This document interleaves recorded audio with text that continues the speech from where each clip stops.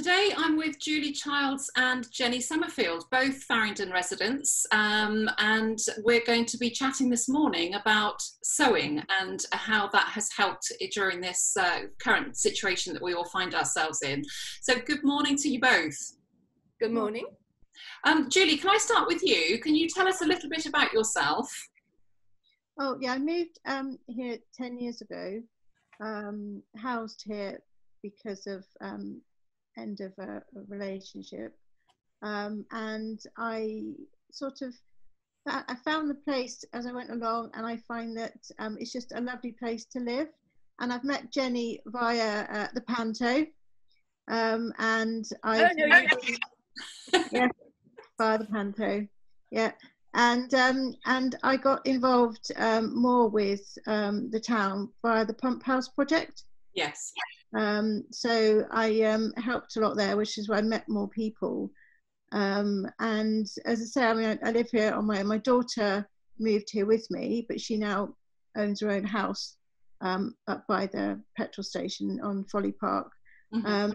So yeah, and it's just a nice place to live. And I find that when things happen, everyone comes together. For instance, the OVO, Turn the Town Pink, everyone took part. And I found that with the project that I instigated, all of a sudden everyone wanted to take part. And it just sort of grew from nothing to, doing what we did in 3 weeks. And that was a very special moment in Faringdon's history. It was, yeah. The atmosphere was incredible that day, wasn't it? I mean, you don't realise just how many people live in Faringdon until an event happens. Indeed. Yeah. Excellent. Jeni, let's hear a little bit about you and your background. Well, I started sewing professionally when I was 13. So I've been doing it for a very long time now. Taught dress design and textiles for 50 years, have been retired for the last 11 years, but I made my first wedding dress when I was 19, and I've been doing that ever since, and I should be doing one right now. But my bride, obviously the wedding is going to be cancelled, well, is going to be postponed. And so, I had a little time on my hands, and she very generously said, yes, by all means, put my wedding dress aside and do this. Oh. So I've been in Faringdon for nearly 40 years now. Moved here with the boys when they were 2 3/4 and 3 months old. Yeah. Moved to where I am now 25 years ago. And like Julie said, it's just the most fabulous place to live. I've got friends who live elsewhere who are amazed at the community spirit in Faringdon, which is just wonderful. Yeah, I think the size of the town is just right, isn't it, for it to be able to have a really strong community with a great heart. Yeah. And as Julie said, we met through Panto, and she was hugely instrumental and supportive when I organised the World War I commemorations 2 years ago. She helped me to do the name plaques for every soldier whose name is on the war memorial. She made the beautiful poppies that I was able to put on the card plaques that went into the church. Oh. So we've collaborated before. Yeah, excellent, lovely. Yeah. Well, that brings us neatly on to the subject that we're here to talk about this morning. So perhaps I can start back with you again, Julie. Can you tell us a little bit about how this sewing for the NHS started, perhaps in Faringdon? And I think you've got a few people to mention who don't do Facebook that you wanted to include in this conversation as well. Yeah, I was sat upstairs in my sewing room and looking on because I have an embroidery machine, so that's sewing. So while that's sewing, I was looking on the computer and I found a post asking for scrubs for the doctor's surgery. So I found the pattern, and then I put a post on. I live in the town of Faringdon, for anyone that could print the pattern for me on larger paper. And very quickly, Joel from the Red Sky. It's Joel Francis, isn't it? Yeah. He said, yes, no problem, send them to me. And he printed them off. A few hours later, they were on my doorstep. And I took some money from my savings and I bought 25 meters of fabric. But that quickly was donated by 2 people, gave me the money back for it. So I did that. And then other people started posting on the post. Julia Gibbert was the first person to say, I'll sew with you. So we then waited for the fabric to arrive. And then my daughter and I, at safe distance, cut them all out. Julia picked them up. And then it went from there, really. And then I was getting extremely tired because I'm disabled.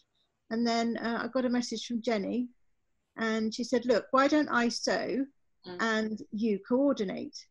So I set up a Facebook page, added the people that said they were sewing, and then other people started adding themselves. So in the end, we ended up with our own little sewing bee. People doing different things. So I went on to coordinating. Teresa Barrow messaged me and said, please don't buy any more fabric, I've got loads. So she's a patchwork, a patchwork queen, and I am too. I mean, if you've got fabric, you have a hoard. Yes. It's very, very special to you, your hoard of fabric. But she is on a 12-week lockdown, so she couldn't really help, to do actually the sewing. So she donated her fabric, which then went on a bit of a journey that went to Kim Allen, then it came to me, then it went to Colleen, then it came back to me, and then it went to Jenny, because we had to track down this one piece of fabric that had bright pigeons on it. Because during the conversations between myself and Dr. Glover, she said, we're going to have some requests. I have some requests. And one of them was pink with pigeons. And the other one was a football strip. I can't remember the name of the football team now. And tweed patches on the knees. So was the pink pigeons, was that the one I saw Dr. Russ wearing? Was it Dr. Russ? Yeah. He's got one more set to go to him yet, which is bright pink gingham. And the doctors and nurses are just embracing the fact they're wearing these wacky, for anybody that hasn't seen it, the White Horse Medical Practice has their own Facebook page and an album of photographs of their colleagues wearing these wonderful scrubs. It's worth looking at. So go and find the page and have a look. Yes, they posted photos, so I posted them on our page to see, and it really did buck Teresa up. Yeah. To see that she could see where her fabric was going. And Jenny, being this, on sewing mode, was much quicker than me. So, she took over doing the majority. And then we had several other people that joined. And there were 3 people which were not on the Facebook page, from Anna Fletcher.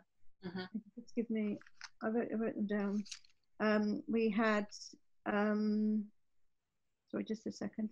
Anna Renton Rose, Debbie O'Dugan, and Siobhan McElroy. I think that's how you pronounce it. How many are in the group? Do you know a rough number? About 40 odd people. That's amazing, absolutely amazing. And then other people were saying, I can't do scrubs, but do you want anything else? So then Becky Goodchild from the surgery messaged me and said that, we could do with some headbands for the nurses with the face masks. No, yes, for the buttons on the headbands, so their ears weren't getting sore. Yeah. So a couple of other people jumped on that, and we had Chantel Parrott and Laura Harrison, who said, I'll make headbands, and then when they were made, Chantel delivered hers, and I picked up from Laura on my dog walk, because I have an assistance dog, Topaz, and she needs walking, so I was picking things up from safe distance when I walked her. Brilliant. So I picked those up, took them to the doctors, and the doctors have now said they have enough scrubs. And I know Jenny's got a few more to deliver, which have been requested, smaller ones, because some of the small nurses were getting swamped by the sizes. Jen, how many do you think you've made?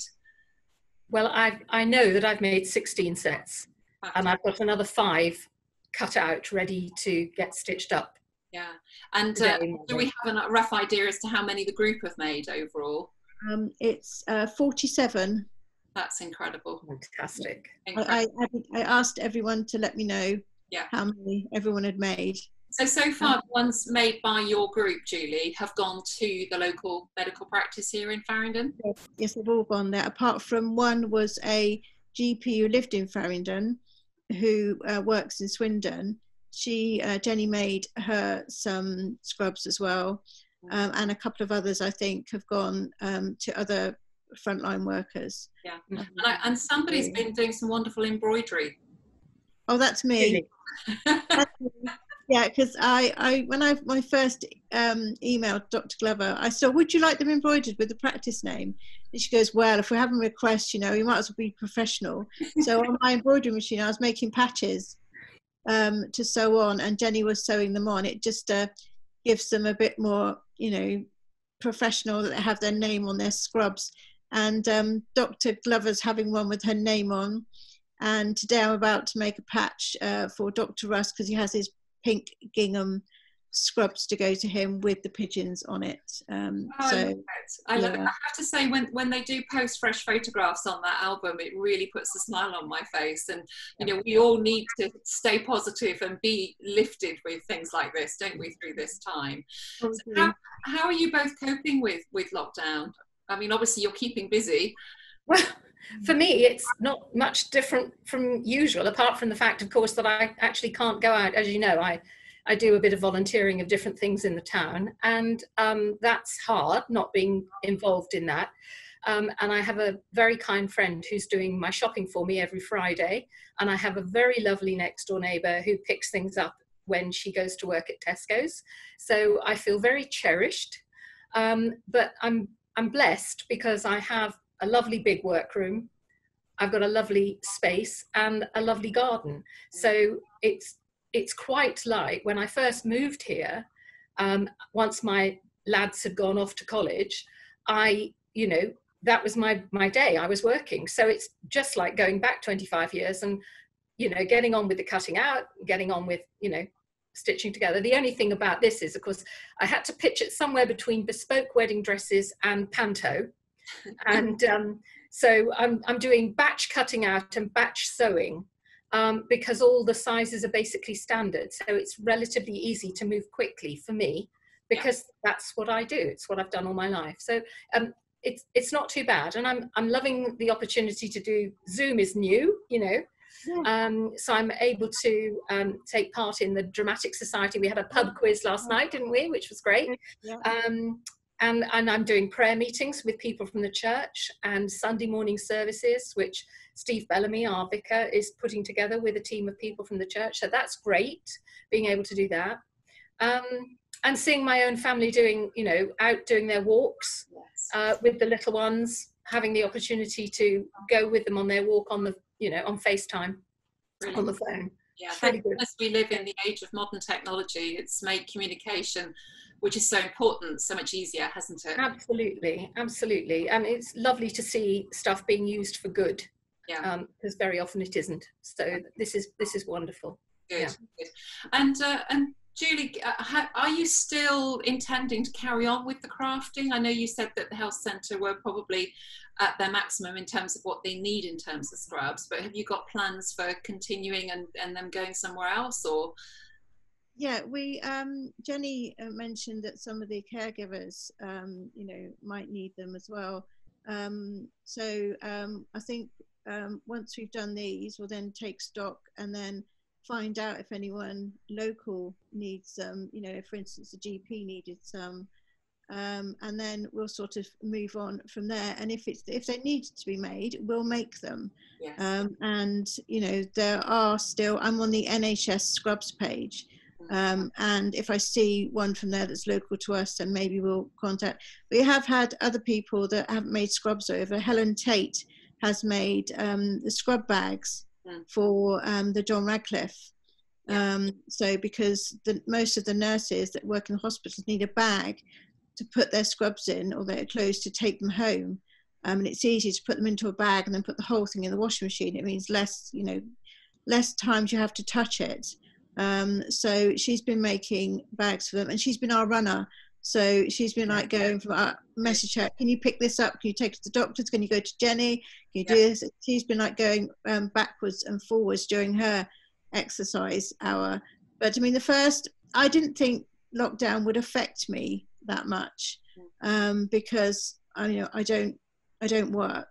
My daughter moved out and bought her house, so I immediately moved into her room, and then I make lots of bits and pieces. I started with the Faringdon Emporium, but obviously that's now shut after 4 days, so that's trying to move forward.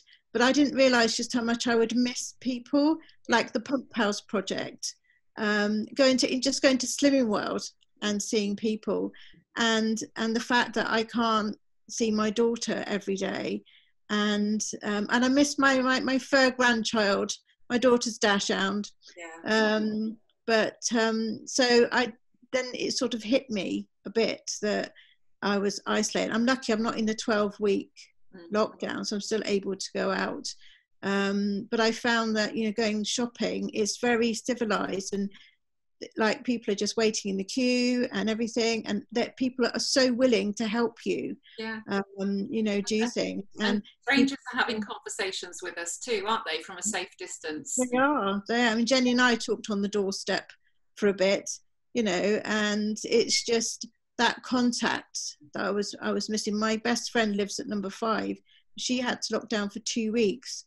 So not being able to chat to her was really difficult, because obviously she had to stay in, so I didn't see her. So all of a sudden it affected me. And then I saw this scrubs, and I thought, right, let's get my teeth into it. And I instigated the post on Facebook, and then it just grew. The rest is history. Jenny said, right, you're tired, you're exhausted, I'll sew, you coordinate. Well, so that's how it came from there. So that's like, you're a great team. And I'm pleased to say that I dusted off my sewing machine last weekend and made bags out of old pillowcases. Well done. So my skills are very rusty, so those pillowcases won't be the best or the most professional made, but hopefully they'll serve a purpose. And they went off, I think, to the Warnford. We're not doing exam standard sewing here. Nobody's judging, Thank goodness. So is there anything that the community can still do to help? For example, I have got buttons coming out of my ears here, which might be useful. And I've also got an old double-sized duvet that isn't in use anymore, that I was going to cut up and make bags, but actually the Oxford Scrubs group are saying that they've got too many and they're doing a stock take at the moment, so they don't want any of those made. So are you looking for donations of anything, or are you fully supplied? Well, this group is very sort of homogenous. There's nobody in charge, so we're kind of feeling our way with what's needed.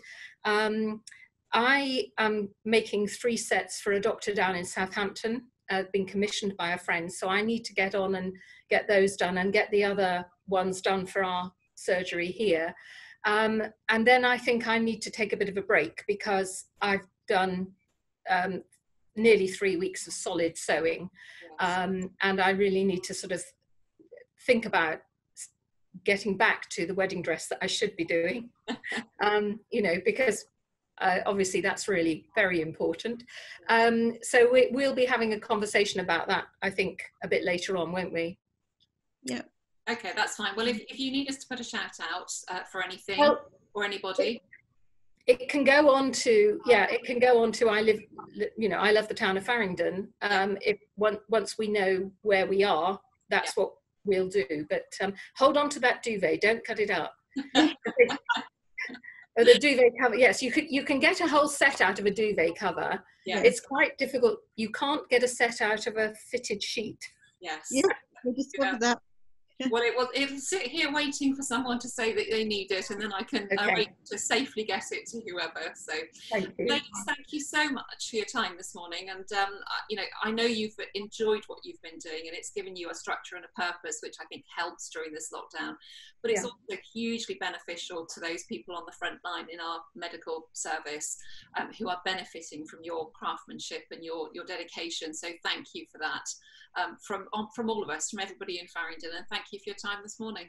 Well, you're welcome. And the thing is that, you know, we've both benefited, haven't we, from the doctor's surgery over many years, you know, and it's just doing the little things, isn't it? Just doing that little bit to help. Yeah, it's nice to give back, isn't it? Yeah, absolutely. Yeah. Thank you so much. Thank you.